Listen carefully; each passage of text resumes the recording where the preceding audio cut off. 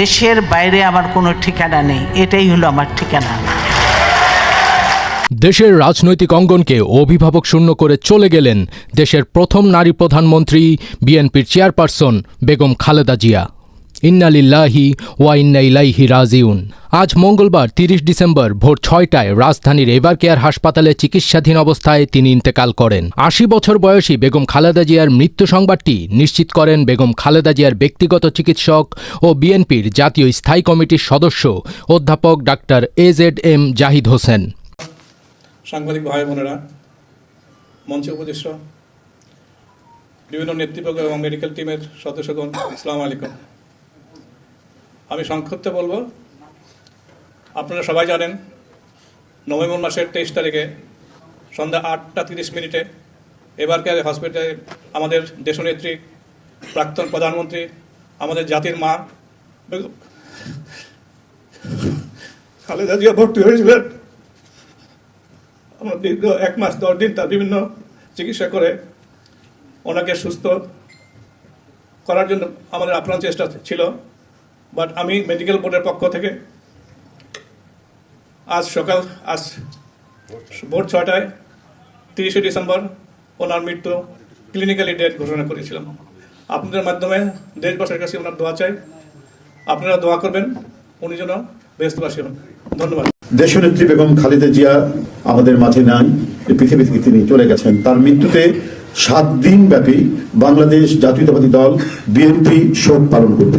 সংকটে শোকে মাথার উপর যেমন মায়ের একটা ছায়া থাকে, আজকে জাতি যেন সে ছায়া থেকে বঞ্চিত হলো। আমরাও হলাম।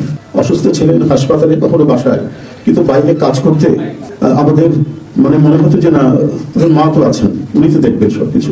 সেই প্রেরণায় যেন আমরা এত শক্তি পেতাম যে এর ভাষা আমি পাচ্ছি না কিভাবে আপনাদের সামনে বলবো।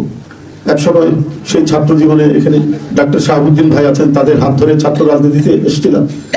এরপরে একটা দীর্ঘ জীবন যার নেতৃত্বের ছায়ায় বেড়ে ওঠা, তিনি এত তাড়াতাড়ি চলে যাবেন, এ বড় বেদনার। এই শোক এবং এই সংকট কাটিয়ে ওঠা খুব মুশকিল। এই ক্ষতি কাটিয়ে ওঠা জাতির জন্য খুব মুশকিল। এত নিপীড়ন সহ্য করে, এত চোখের সামনে সন্তানের লাশ দেখে শুধুমাত্র দেশ এবং মানুষ এবং গণতন্ত্রের জন্য কি অটুট বড়বল দিয়ে তিনি টিকে থেকেছেন, আজ তিনি পৃথিবী থেকে চলে গেলেন। আমরা তার আত্মার মাগফিরাত কামনা করছি। সারা দেশ এবং সারা বিশ্ব এই নিপীড়িত মজলুম নেত্রী তার জন্য গভীর শোক জানাচ্ছে। বাংলাদেশ জাতীয়তাবাদী দল বিএনপি এই হৃদয় বিদারক এবং মর্মস্পর্শী মৃত্যুতে গভীর শোক ও দুঃখ প্রকাশ করছে। দেশের জনগণের, দলের সর্বস্তরের নেতাকর্মী, বিভিন্ন রাজনৈতিক দল, পেশাজীবী সংগঠন সকলকে দেশনেত্রীর জন্য আল্লাহ রাব্বুল আলামিনের কাছে তার রুহের মাগফিরাত করছি। দেশনেত্রী বেগম খালেদা জিয়া আমাদের মাঝে নাই, পৃথিবী থেকে তিনি চলে গেছেন। তার মৃত্যুতে 7 দিন ব্যাপী বাংলাদেশ জাতীয়তাবাদী দল বিএনপি শোক পালন করবে। কেন্দ্রীয় কার্যালয় সহ দেশের সকল কার্যালয়, সকল দলীয় কার্যালয়ে 7 দিন ব্যাপী কালো পতাকা উত্তোলন করা হবে। 7 দিন ব্যাপী কালো পতাকা উত্তোলন করা হবে। দলের সকল স্তরের নেতাকর্মীরা এই 7 দিন ব্যাপী কালো ব্যাজ ধারণ করবেন। 7 দিন ব্যাপী কালো ব্যাজ ধারণ করবেন।